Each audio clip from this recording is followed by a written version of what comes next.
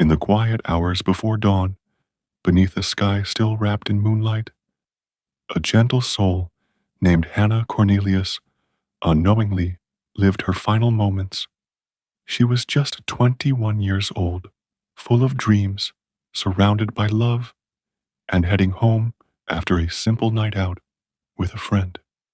What happened next would not just shatter lives, but ripple through a community, leaving behind a haunting silence. This is the story of Hannah, a girl who gave more than she ever asked for, a life that ended far too soon, and a legacy that continues to bring light even in the darkest corners of grief. So, let's close our eyes to the chaos of the world and slowly step into her story with gentleness, compassion, and the calm reflection of a late-night lullaby. Hannah Cornelius was born on February 13th, 1996, in Cape Town, one of South Africa's most vibrant cities. Nestled between the sea and the mountains, this is where she grew up, surrounded by books, music, and love. Her parents, Willem and Anna Cornelius, provided a warm, comfortable home for her and her younger brother. Willem was a judge, Anna a respected attorney. Their household was filled with values of justice, kindness, and service. But Hannah, she had a special kind of softness about her. She was gentle from the very beginning, thoughtful, quiet, a soul that never needed to raise her voice to be heard. Her parents often said she was easy to raise. She never caused trouble, never asked for much. She simply gave. On her 16th birthday, instead of asking for gifts, Hannah made a different wish. She asked her family to take the money they would have spent on presents and instead use it to buy toys for children living in nearby settlements, children who had so little. That became her tradition. Every year, without fail, Hannah would buy toys for children in need. She found joy in their joy. That was her gift to the world. Her friends adored her. They describe her as someone cheerful, full of fun, always there with a smile, always ready to help. And when she sat at the piano, her favorite instrument, something peaceful would settle in the room. Her music was as calm and kind as her spirit. Though her parents hoped she would follow in their legal footsteps, Hannah dreamed of something else.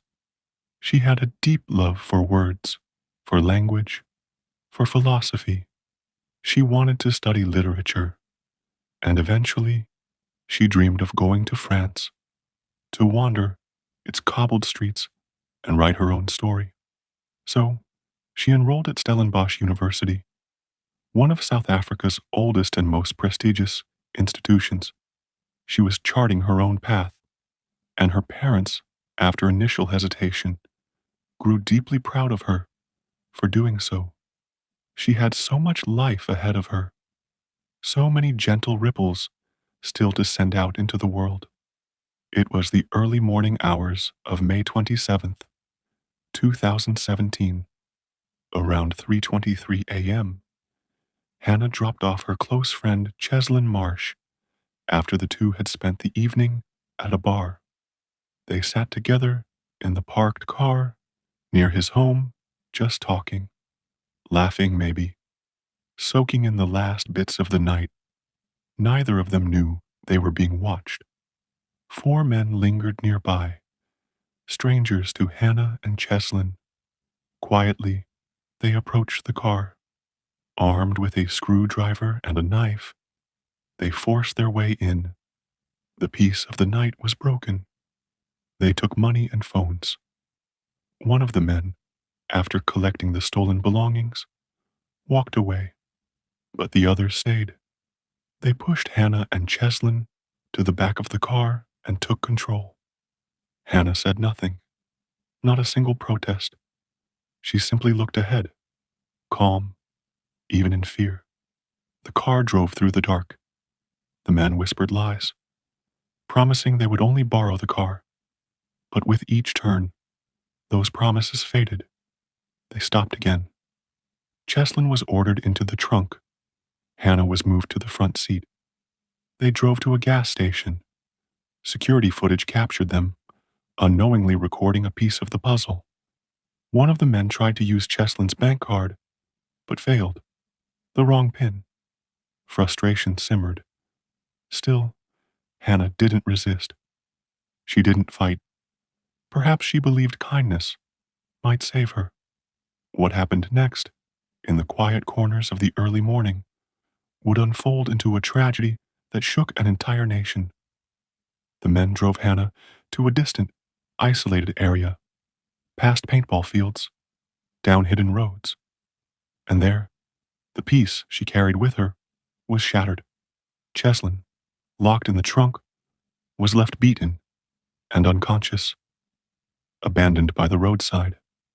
When he awoke hours later, disoriented but alive, he did what Hannah would have wanted. He found help. He told the police everything. The investigation moved swiftly. Surveillance footage from the gas station. Witnesses. Tracks. The police traced the movements of the stolen car and the suspects. Slowly, the pieces began to come together. Just hours after the attack, the same men had targeted other women, stealing, threatening, taking. But by the afternoon, the police were closing in. The stolen car was spotted. A chase unfolded, ending on a dusty road leading to a quiet farm. Two of the suspects were caught, trying to run. Another was found later that evening. The fourth, by the following day. And then, they found her. Hannah's body had been left near a vineyard, tucked beside a stream, a place that might have once brought her peace. She was discovered by two former workers passing by. A quiet end to a beautiful life. The breakthrough came not just in the arrests, but in the stories that followed. From security footage, from witness accounts, from Cheslin's survival. Each moment pieced together a narrative that was heartbreaking but clear. The men had stolen much more than belongings that night. They had stolen a future, a daughter, a sister, a friend, a soul full of compassion. The investigation concluded swiftly. There was no doubt, no confusion, just grief, and the slow, heavy march toward justice. In November 2018, the trial began, and while those seated in the courtroom sought truth and closure, the accused offered neither. They laughed. They mocked. They cursed. It was hard to watch. Harder still for Hannah's family. Her father, once a calm and collected judge, knew something inside him had changed. He couldn't be impartial anymore. Not after this. When the verdict came, the court echoed with quiet justice. Vernon Whitboy, Eben van Niekerk, and Geraldo Parsons were each sentenced to 2 life sentences. Nashwin Julius, the fourth man who had left early in the night, received 22 years. The community exhaled, not in relief, but in solemn acceptance. Justice had come, but Hannah was still gone. In the months that followed, grief wrapped around the Cornelius family like a cold mist. But even through the pain, they chose to continue Hannah's legacy. Her mother, Anna, left her law firm and founded the Hannah Cornelius Foundation, offering support to impoverished communities. She wanted to carry on her daughter's compassion, but grief is heavy, too heavy, sometimes. In March 2018, while swimming, something she did most mornings, Anna drowned. Some say it was an accident. Others quietly believe it was her heart that gave up, not her body. Her husband, Willem, says he doesn't know what to believe, only that he lost the love of his life just a year after losing his daughter. And then there's their son, Hannah's little brother. He lives with autism and doesn't understand death in the way others do. Each day, he looks at Hannah's photo in the living room and asks when she's coming home. There is no easy answer to that question. Willem says his family died with his daughter. What remains is not a family, but two quiet souls surviving in the ruins of what once was. But Hannah's spirit still lingers in every child who smiles because of her foundation, in every kind gesture made in her memory, in every parent who holds their child a little closer at night. She left behind more than tragedy. She left behind a legacy of selflessness, of quiet courage, of music and laughter, and the strength of a gentle soul.